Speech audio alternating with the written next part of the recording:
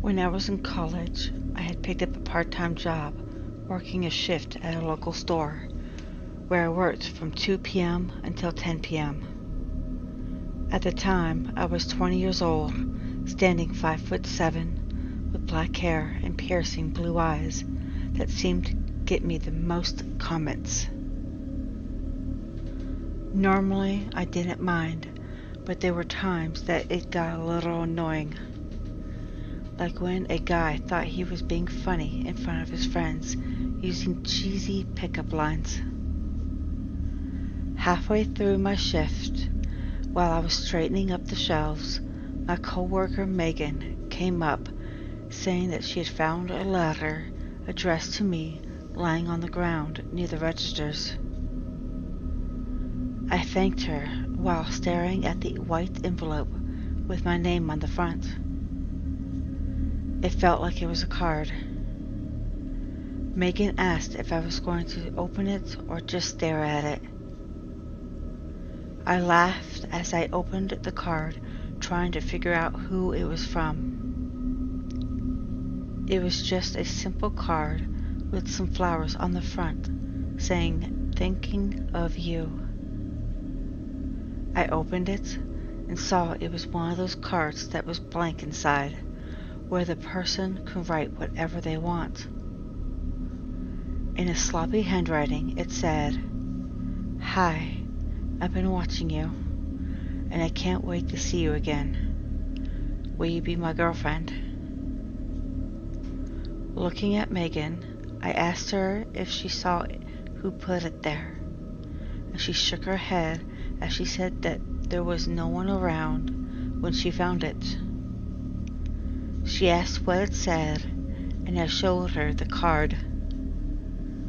We studied both the card and the envelope, trying to see if there was something else, but there wasn't. Megan joked as she said that it might be one of the male co-workers that had a crush on me and was too shy to tell me. It was a possibility, but I reminded her that the only guys working that day were either already married or old enough to be my grandfather. She said true, or it could be a customer, and started to mention a few of the regulars. We talked about it for several minutes, trying to figure out who would leave it, but we really couldn't figure it out, so we dropped the subject and we both went back to work. By the end of my shift, I had forgotten all about the strange card. It wasn't until a few days later, when I got back to work again, Megan came to me towards the end of my shift, telling me she found another one. At first, I was confused. I stopped what I was doing, looking towards her, asking, "Found another what?" She said nothing, and just held up an envelope that contained another card. Once again, on the envelope, it just said my name, and held the same style card as before, with the flowers on the outside. But this time, it said, "Do you miss me? Soon we'll be together."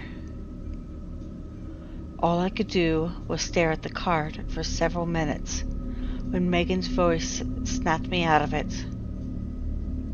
I handed her the card, not sure what to make of it.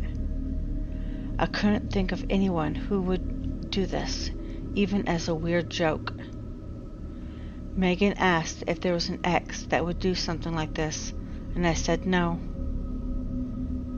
There was only one real serious boyfriend I had, but we were still good friends, and he was now seeing someone else.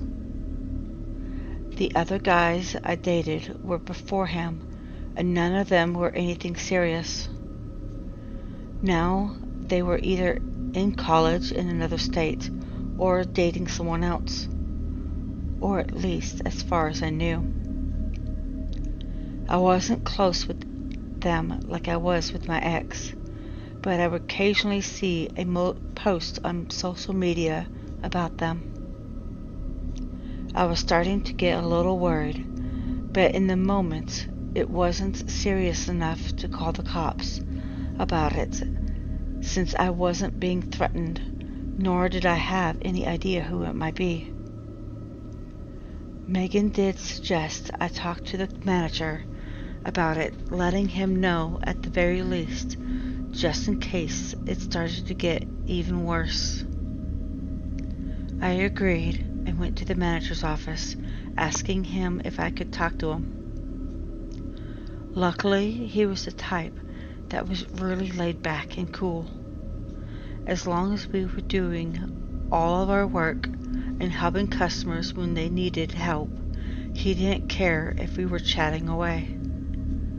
I shut the door behind me and sat down at his desk, explaining everything to him about the 2 cards and how I couldn't think of anyone who would do this. Sam listened while I talked. Afterwards, he called Megan into the office so she can tell him her side of the story, since she was the one who found them both. When she arrived, Sam asked if she remembered exactly where she found the cards. Megan said that the first card was just on the ground near the registers, but the second one was left at customer service. She said that someone wearing a hoodie walked up while she was with another guest, and was only there for a few moments before leaving.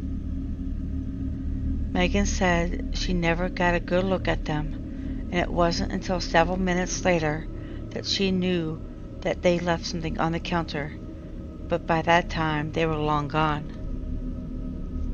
I looked at Megan, since this was the first time she's mentioned it.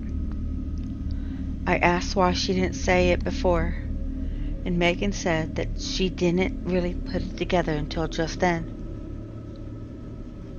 Sam asked what time that was, because he wanted to look at the security cameras to see if he could get a good look at the person's face. Once armed with the information, he went to the computer to pull up the security cameras and went to the time Megan mentioned. We watched as the person walked up to the counter, laid it down, and then turned around to leave with their head down the whole time. We noticed that the person looked and walked like a guy. Sam looked at me, asking if anything about him seemed familiar. I told him the hoodie does look a little familiar, but I just couldn't place where I saw it before. I felt like I should know, but the connection wasn't quite there. What I did know was that it wasn't any of my ex-boyfriends or current friends, since they weren't the hoodie-wearing type of people. Sam said to not to try to force it, and it will come to me at some point. He offered to walk me to my car and watch me drive off to make sure I was safe at the end of my shift. Later, when my shift ended, Sam kept his promise, walking me to my car and checked the back seat before I got in. He made sure I started to pull away before heading back inside himself. The whole way home, I was looking in my mirror to see if I was being followed. Since it was so late at night, there were hardly any cars out on the road, so I would have easily noticed if there was a car following me. But I hardly saw any cars behind me, and the few times there was one, they were only behind me for a short distance before they turned off the road. Once I got home, I got out of my car and headed to my apartment. When I got to my door, there, taped just under the peephole, was another card.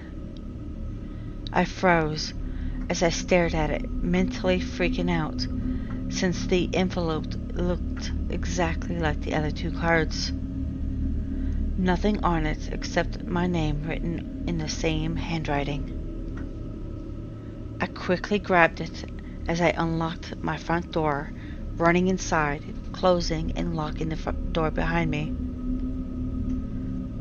Then I looked out the peephole to see if anyone was out there, but I saw no one. With a trembling hand, I opened the card up to read what was inside. It said, "It's time for us to be together now. I've been waiting for you to get home." Just then, I heard a knock on my door and a guy calling my name. I quickly grabbed my phone and a kitchen knife as I ran to my bedroom. I called the cops as I locked my bedroom door. When the dispatcher picked up, I explained everything to her in a shaky voice. She asked if I knew who he was or know of anyone who would do this to me, and I said no. Just then, I started hearing someone kicking on the front door, and I started freaking out, telling the dispatcher what was going on. She told me that there were two officers just minutes away and asked if I was somewhere safe. I told her I was hiding in my bedroom, but I could also go into my bathroom and lock the door. The dispatcher asked if I knew if he was armed in any way, and I told her I don't know, but that I was with the kitchen knife. She said that was fine for now, but as soon as the cops got there, I would have to sit the knife down. I didn't argue. Just then, I heard the door being knocked down, and I nearly screamed, telling the dispatcher what happened. At this point, I felt tears streaming down my face as I ran to my bathroom, locking it, feeling scared. I could hear him walking around my living room and kitchen before he made his way down the hallway towards my bedroom. Moments later, I heard him try the bedroom door, seeing it was locked before he started kicking at it. The dispatcher said that the cops were in my complex with their sirens off, so not to scare off the guy, and they were heading up to my apartment. Moments later, I suddenly heard, "Freeze! Don't move!" The kicking stopped, and there was silence for what seemed like forever. Then I heard a gunshot. After a very long time of silence, I heard a light knock on the door and someone calling my name, telling me who they were. The dispatcher told me it was okay to go open the door for them. I sat my knife down on the sink before going to the door. With a shaky hand, I walked out of my bathroom and opened the bedroom door to see a male officer there. I looked around and saw the guy who had handcuffs on with a bullet wound in his shoulder. That's when it hit me and why the hoodie in the security camera looked a little familiar. It was the next door neighbor's son, whom I've only met a few times since I moved in 6 months earlier. Every time I met him, he was wearing that hoodie. The cop saw the look of recognition on my face and asked if I knew who the guy was. I explained everything to the cop, from the cards I got over the last few days to who he was. Their son had been house sitting for them while they were out of town, and he had fixated on me. Somehow he thought I should be his girlfriend, and when he was seeing me at work talking to other guys, then saw my ex-boyfriend come over to talk since we were still friends, something inside of him snapped.